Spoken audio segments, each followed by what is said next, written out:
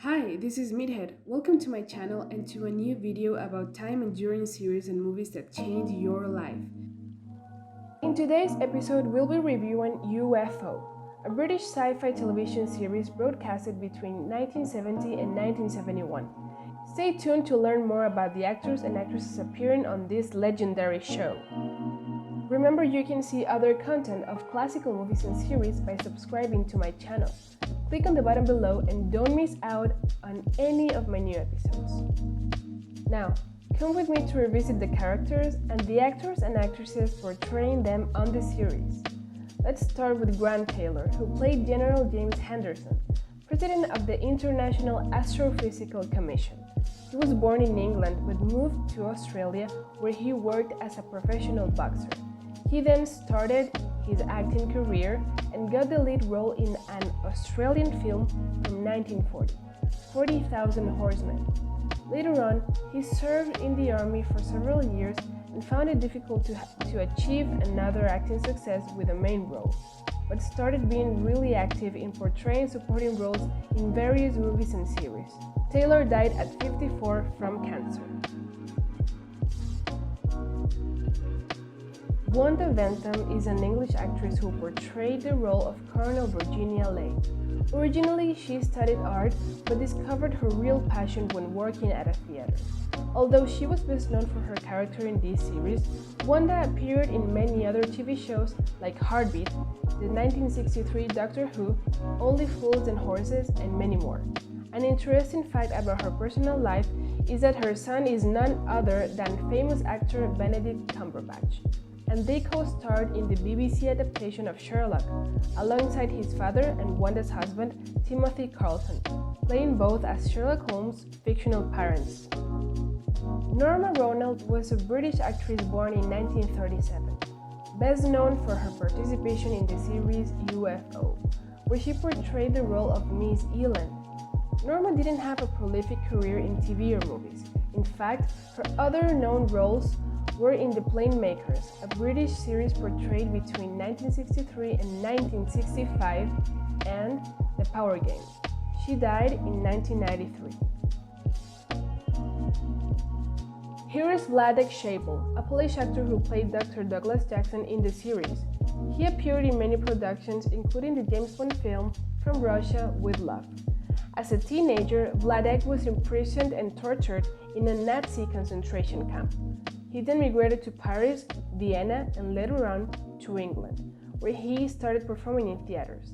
Since he appeared in the James Bond film, he never stopped acting in series, movies, and theaters, and had a really prolific and successful career. Sadly, Sewell died of an aneurysm in 1992 at the age of 69. Gabrielle Drake as Lieutenant Ellis. She was born in British India and moved to England with her family when she was 8. Her first really important role on screen was as Lieutenant Ellis in the series. Afterwards, she appeared in several sexploitation movies and acted alongside Peter Sellers in There's a Girl in My Soup. Drake also participated in many series, such as The Avengers, The Saint, and Doctor Who. Now it's Gary Meyer's turn. He used to be a model best known for portraying the role of the Milk Tray Man in a very famous TV campaign for Cadbury chocolate. He actually embodied the role from 1968 to 1984. His other notable role was the one as Captain Waterman in UFO. He's not really a renowned actor, but his part in the series was a memorable one.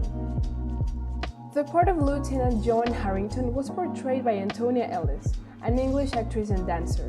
In UFO, she played her most important role, but she had a few appearances in productions such as The Pirate, an American miniseries from 1978, and The Boyfriend, a musical comedy where she acted alongside famous model Twiggy.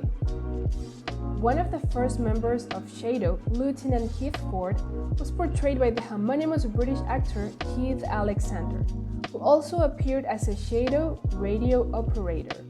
He doesn't have much fame. Besides this role in the series, he participated with small parts in TV shows and movies such as The New Avengers from 1976, the Superman film of 1978, and Hanover Street, among few others. Here we see George Sewell as Colonel Alec Freemon. He started his acting career really late in his life, at 35 years old, after being an Air Force pilot, a photographer, and even a drummer. He began in theater productions and later on went into television. Sewell appeared in shows such as The Power Game, Men in Suitcase, and Doctor Who. He died in 2007 of cancer at the age of 82. We're about to review the main characters of the show, but before we do that, I want to take a moment to remind you that you can like this video by clicking on the thumbs up button below. And now, it's Ayshea Brow's turn. She played the role of Lieutenant Ayshea Johnson and later on of a communication officer. She is most known for her singing career.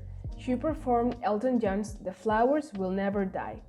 Ayshea has an active webpage where she sells CDs, autographed photos, and many UFO-related items. There's no doubt her part in this series was one of her most special jobs. Moving on, we have the actor Michael Billington, who played Colonel Paul Foster, a role to which he owed his fame. He also played the character of Daniel Fogarty in the drama The One Dying Line. He was a well-known actor in England, but not so much in America, where he moved and lived for a few years. Michael died of cancer in 2005 at 63. Dolores Mantez was Lieutenant Nina Berry in the SHADO moonbase. She started a singing career and was soon recruited for a role in Sapphire, a 1959 film that opened her door to many other parts in TV shows like The Avengers and Shadow Squad.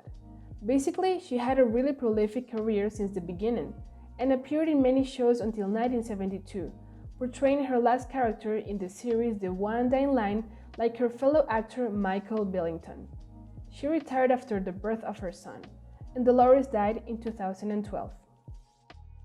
And yes, he's finally here, the American star Ed Bishop portraying the lead character Colonel Edward Straker. In his younger days, Ed served in the radio for the US Army and then studied in a drama school. His first part as an actor was the role of an ambulance driver in Kubrick's Lolita. After giving life to Straker, Bishop appeared in series and movies like Saturn III, Silver Dream Racer, and even the animated Star Trek series. Ed died at the age of 72 of an infection after getting a treatment for leukemia. There's no doubt that the space topic with UFOs, intergalactic confrontations, aliens, and more has been a favorite of many. Maybe UFO is not as famous as Lost in Space or Star Trek, but just as these two and every other film or series of the genre, no one can really forget the great costumes, the female lieutenants with their glowing hair, and the suits and Straker's look. Do you have a favorite one? If so, leave us your comment in the comment section below and don't forget to share this video with your friends and family. Thanks for watching another episode of Meathead. See you soon with more classical series and movies.